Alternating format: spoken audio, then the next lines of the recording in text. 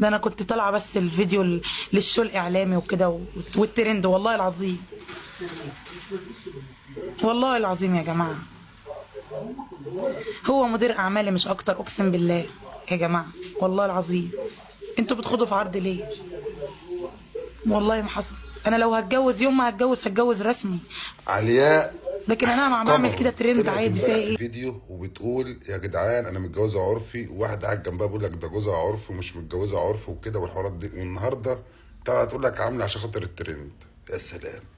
بص يا علاء، انا اكتر واحد طلعت دافعت عنك وقلت غلبانه، بس باللي انت بتعمليه دي طالعه تاخدي ترند وانت متجوزه عرفي.